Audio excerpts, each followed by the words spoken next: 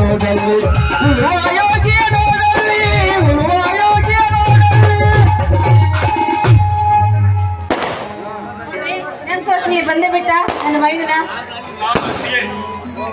ಹೌದಾ, ನೀಗು ನೋಡಿ ಮಗನ ಮಾಡಿ ಬಂದೆಯಾ? ಹೌದಣ್ಣ, ಮುಗಿಸ್ಕೊಂಡು ಈಗಲೇ ಬಂದೆ. ಇದೇನು ಸಹೋದರ, ಕೈಯಲ್ಲಿ ಬೆಳ್ಳಿ ನೀಗಿಲು, ಹೆಗಲ ಮೇಲೆ ಹಸಿರು ಶಾಲ, ರೈತ ಸಂಕೇತವಾಗಿ ಬಂದೆಯಲ್ಲ, ಏನಿದು ಸಮಾಚಾರ? ಇದಕ್ಕೊಂದು ವಿಚಿತ್ರ ಕಥೆಯಲ್ಲ.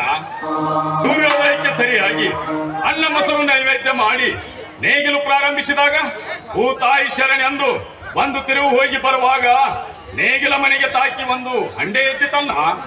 ಅದನ್ನು ತೆಗೆದು ನೋಡಿದರೆ ಅದರ ತುಂಬೆಲ್ಲ ಬೆಳ್ಳಿ ಬಂಗಾರ ನಾಣ್ಯಗಳೇ ತುಂಬಿದ್ದವು. ಅದನ್ನು ನೋಡಿ ನಾನು ಗಾಬರಿಗೊಂಡೆನಲ್ಲ. ಹಾಗಾದ್ರೆ ಆ ಹಂಡೆ ಎಲ್ಲಿತ್ತಪ್ಪ? ಮಣ್ಣಿನಕಾಯಿ ಮಣ್ಣಿಗೆ ಎಂಬಂತೆ ಅದನ್ನು ತೆಗೆದುಕೊಂಡು ಅದರ ಸ್ಥಳಕ್ಕೆ ಹೋದೆ.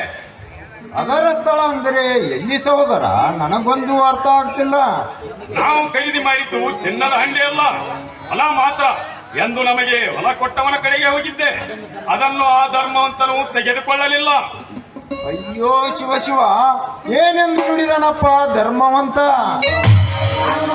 ನಾನು ನಿಮಗೆ ಹೊಲ ಕೊಟ್ಟಿದ್ದೇನೆ ಎಂದರೆ ಅದರಲ್ಲಿರುವ ಯಾವ ವಸ್ತುವು ನನ್ನದಲ್ಲ, ಅದೆಲ್ಲವೂ ನಿಮಗೆ ಸೇರಿದ್ದು. ಅದಕ್ಕೆ ಒಪ್ಪದ ನಾನು ಕೂಡ ನಿನ್ನ ಹೊಲ ಖರೀದಿ ಮಾಡಿಕೊಂಡಿದ್ದೇನೆ ವಿನಃ ಅದರಲ್ಲಿರುವ ಈ ಚಿನ್ನದ ಹಂಡೆ ಅಲ್ಲ, ತೆಗೆದುಕೋ ಎಂದು ಜೋರಾಗಿ ಹೇಳಿದೆನು. ಮುಂದೆ ಸಹೋದರ? ನಮ್ಮಿಬ್ಬರ ವಾದ ವಿವಾದದಲ್ಲಿ ಅಲ್ಲಿ ನಡೆದ ಕೃಷಿ ಮೇಳ ವೇದಿಕೆಯಲ್ಲೇ ಉದ್ಘಾಟಿಸಲು ಆಗಮಿಸಿದ ಸಿದ್ದೇಶ್ವರ ಶ್ರೀಗಳ ಕಡೆಗೆ ಹೋಯಿತು. ನಮ್ಮಿಬ್ಬರ ಸಮಾಚಾರ ವಿಚಾರಿಸಿ ಅಲ್ಲಿದ್ದ ಜಿಲ್ಲಾಧಿಕಾರಿಗಳಿಗೆ ತಿಳಿಸಿ ಆ ಹಂಡೆಯನ್ನು ಒಪ್ಪಿಸಿ ನನ್ನನ್ನು ನೋಡಿ ನಕ್ಕು ನಲಿದಾಡಿ ಈ ರೈತನ ಸತ್ಯವನ್ನು ಅರ್ಥ ಮಾಡಿಕೊಂಡು ಆನಂದ ತುಂಬಿ ರೈತನ ಹೆಸರೇ ನಾಡಿನ ಉಸಿರಾಗಲಿ ಎಂದು, ಇವರೇ ನಿಜವಾದ ಅನ್ನದಾತರು, ಇವನೇ ನಿಜವಾದ ನೇಗಿಲ ಯೋಗಿ ಎಂದು ರೈತರ ಕೃಷಿ ಮೇಳಕ್ಕೆ ಸಾರಿ ಸಾರಿ ಹೇಳಿ ಬೆಳ್ಳಿ ನೇಗಿಲು ನೀಡಿ ಹಸಿರು ಶಾಲನ್ನು ಹೊರಿಸಿ ನನಗೆ ಸನ್ಮಾನ ಮಾಡಿದರನ್ನ. ಏನೆಂದು ಹೇಳಿದರ ಸಹೋದರ? ಬೇಗ ಹೇಳು. ಹೇಳೋ ಬಜರಂಗಿ, ಸತ್ಯವೇ ನನ್ನ ಉಸಿರೆಂದು ನಿತ್ಯ ಸಾಧಿಸುವ ನೀನು 16 ಅಧಿಕಾರಿಗಳ ಎದುರಲ್ಲಿ ಮುಂದೊಂದು ದಿನ ಇದೇ ಸರ್ಕಾರದ ಬೆಂಬಲದೊಂದಿಗೆ ಹಳ್ಳಿ ಹುಡುಗ ಬೆಳ್ಳಿ ಕಡಗ ಎಂದು ಬಿರುದು ಪಡಿತೀಯ, ನೆನಪಿರಲಿ ಅಂತ ಹೇಳಿ ಆಶೀರ್ವಾದ ಮಾಡಿದರನ್ನ. ಸತ್ಯವಂತನಾಗಿ ಆ ಬಜರಂಗಿಯ ದಯದಿಂದ ನೀನು ನನ್ನ ತಮ್ಮನಾಗಿ ಹುಟ್ಟಿದ್ದಕ್ಕೆ ನನ್ನ ಜನ್ಮ ಸಾರ್ಥಕವಾಯಿತು ಸಹೋದರ. ಏನೆಂದು ವರ್ಣಿಸಲಿ ಈ ನಿನ್ನ? ಅದನ್ನು ಶ್ರೀಗಳೇ ವರ್ಣಿಸಿಬಿಟ್ಟರಲ್ಲ. ನಿಜವಾದ ಸಂಪತ್ತು ಹಣವಲ್ಲ, ಹೃದಯ ಸಂಪತ್ತು. ನಿಜವಾದ ಸಂಪತ್ತು ಆಸೆ ಇಲ್ಲದ ಹಕ್ಕಿ ಪಕ್ಷಗಳಂತೆ ಸದಾ ಹಾರಾಡಿ ಆನಂದ ಅನುಭವಿಸುವುದೇ ನಿಜವಾದ ಜೀವನ. ಗುರಿ ನೋಡುವುದಿಲ್ಲ, ದೇವರು ಮಾತನಾಡುವುದಿಲ್ಲ, ಈ ಆತ್ಮ ಶರೀರ ಮಾತನಾಡುತ್ತದೆ. ಆದರೂ ದೇವರು ದೊಡ್ಡವನು, ಏಕೆಂದರೆ ಈ ಭೂಮಂಡಲ ಸುತ್ತಲೂ ಕಾಲು ಕೊಟ್ಟಿದ್ದಾನೆ. 100 ವರ್ಷ ಕೆಲಸ ಮಾಡುವ ಕೈಗೆ ಶಕ್ತಿ ಕೊಟ್ಟಿದ್ದಾನೆ, ಮಾತನಾಡಲು ನಾಲಿಗೆಯನ್ನು ಕೊಟ್ಟಿದ್ದಾನೆ. ಇದೆಲ್ಲವನ್ನು ದಯಪಾಲಿಸಿದ ಆ ಭಗವಂತನೇ ದೊಡ್ಡವನು, ನಾವೆಲ್ಲ ಅವನ ಆರಾಧಕರು. ನಿಜವಾದ ಅನ್ನ ಕೊಡುವ ಈ ರೈತನೇ ಸಾಹುಕಾರ ಎಂದು ವರ್ಣಿಸಿದರನ್ನ. ಅಬ್ಬಬ್ಬಾ, ನೋಡಿದ್ರೇನ್ರಿ ನನ್ನ ಮೈದುನ ಕೀರ್ತಿ? ರಾಯ ಕಣೋ, ವೀರ ಸಂಗೊಳ್ಳಿ ರಾಯಣ್ಣ ಇದ್ದಾಗ ನೀನು. ಅಂತೂ ಅಂಥ ಶ್ರೀಗಳ ಎದುರಿಗೆ ನಿನ್ನ ಕೀರ್ತಿ ಆಕಾಶದೆತ್ತರಕ್ಕೆ ಹಾರಿತಲ್ಲಪ್ಪ, ಅದೇ ನಮಗೆ ಸಂತೋಷ. ಅಂತ ಅದ್ಭುತ ಶಕ್ತಿ ಬರಬೇಕಾದರೆ ಅದು ನಿಮ್ಮಿಬ್ಬರ ಕೈ ತುತ್ತಿನ ಆಶೀರ್ವಾದವಮ್ಮ. ಎಂತ ಅದ್ಭುತ ಶಕ್ತಿ ನಿನ್ನಲ್ಲಿ ಬೇಯಬೇಕಾದರೆ ಅದು ಆ ತುಳಸಿಗೇರಿ ಶ್ರೀ ಮಾರುವತಿಯ ಆಶೀರ್ವಾದ ತಮ್ಮ. ಆ ಮಾರುವತಿಯ ಅವತಾರ ತಮ್ಮ ನೀನು. ಅಷ್ಟೇ ಅಲ್ಲ, ನೀನು ಆ ಬಜರಂಗಿಯ ಅವತಾರ ತಮ್ಮ, ಅವತಾರ. ಅದಕ್ಕಾಗಿ ನೀನು ನನ್ನದೊಂದು ಮಾತು ನಡೆಸಿಕೊಡಬೇಕು. ಭಾರತೀಯರಾದ ನಾವೆಲ್ಲ ಒಂದೇ ತಾಯಿಯ ಮಕ್ಕಳಂತೆ ನಡೆಯಬೇಕು. ನೆಲ ಜಲ ವಿಷಯ ಬಂದಾಗ ಪವಿತ್ರತೆಯೇ ಕಾಪಾಡಬೇಕು. ಪರಸ್ತ್ರೀಯ ಹೆಣ್ಣನ್ನು ಕಣ್ಣೆತ್ತಿ ನೋಡದೆ, ಪರವರ ವಸ್ತುವಿಗೆ ಆಸೆ ಪಡದೆ, ಸತ್ಯಕ್ಕೆ ನ್ಯಾಯಕ್ಕೆ ಧರ್ಮಕ್ಕೆ ತಲೆಬಾಗಿ ಅನ್ಯಾಯದ ವಿರುದ್ಧ ಸಿಡಿದದ್ದು ನಿಂತು ಮಣ್ಣಿನಲ್ಲಿ ಚಿನ್ನ ತೆಗೆಯುವ ಮಣ್ಣಿನ ಮಗನಾಗೆ ಬಾಳಬೇಕು. ಅದೇ ನನ್ನ ಆಸೆ. ಮಾತನ್ನ ಜೈ ಜವಾನ್ ಜೈ ಕಿಸಾನ್ ಎಂದು ಮೂಲ ಮಂತ್ರದಿಂದ ಮುನ್ನುಡಿದು ಜಲ ಜಲ ವಿಷಯಕ್ಕೆ ನನ್ನ ಪ್ರಾಣನೇ ಒತ್ತೆ ಇರ್ತೇನೆ.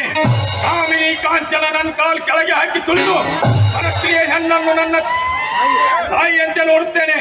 ಸತ್ಯಕ್ಕೆ ಧರ್ಮಕ್ಕೆ ತಲೆ ಬಾಗ್ತೇನೆ ವಿನಃ ಅಧರ್ಮಕ್ಕೆ ಎಂದು ತಲೆ ಬಾಗಲಾರೆ. ಆದರೆ ಎಂಬ ಅರ್ಧ ಮಾತೇಕಿ ಸಹೋದರ. ಕೇಳಲ್ಲ ಈ ಮಾತಿನ ಮರ್ಮವನ್ನು. ಅನ್ಯಾಯವೇ ನನ್ನ ಉಸಿರೆಂದು ತಲೆ ಎತ್ತಿ ಬರುವವರ ತಲೆಯನ್ನೇ ತೆಗಿತನಿ. ಪರದರ ಪರಸ್ತ್ರೀಯರನ್ನು ಹಿಡಿಯಲು ಕಳ್ಳ ಕಾಳ ಸಂತಿ ಮಾಡಿ ರೈತರಿಗೆ ಮೋಸ ಮಾಡಿದವರ ರುಂಡವನ್ನೇ ತೆಗಿತನಿ. ಈ ಮಾತು ನಿನ್ನ ಪಾದಾನಿಗೂ ಸತ್ಯ ಅಲ್ಲ.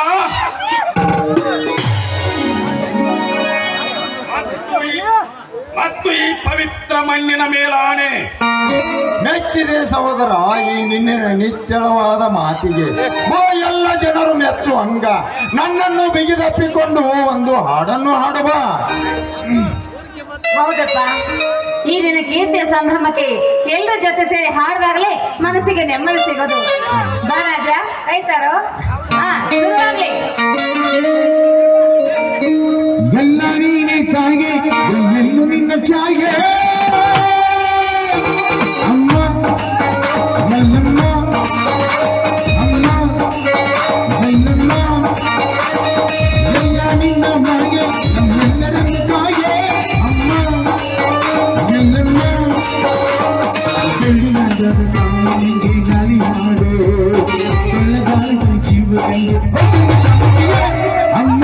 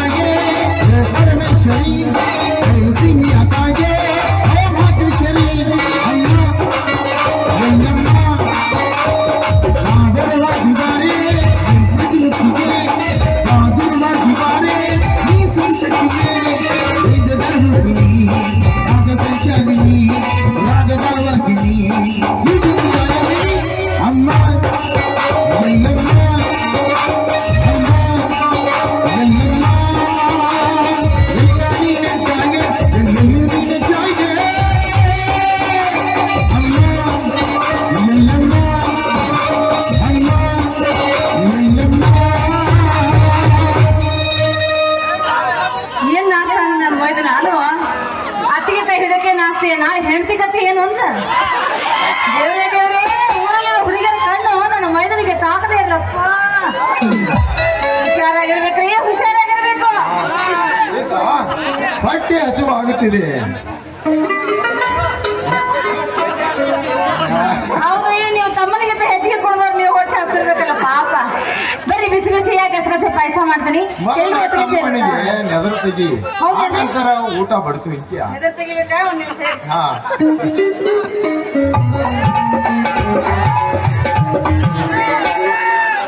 ಊರು ಕಣ್ಣು, ಹಾದಿ ಕಣ್ಣು, ಬೀದಿ ಕಣ್ಣು, ಊರಲ್ಲಿರೋ ಹರ ಎಲ್ಲಾರ ಕಣ್ಣ ಹಾಳಾಗಿ ಥು, ಥು, ಥು. ಆಯ್ತೇನ್ರಿ ಸಮಾಧಾನ ಆಯ್ತಾ ಊಟ ಪಡಿಸಿ ನಡೀರಿ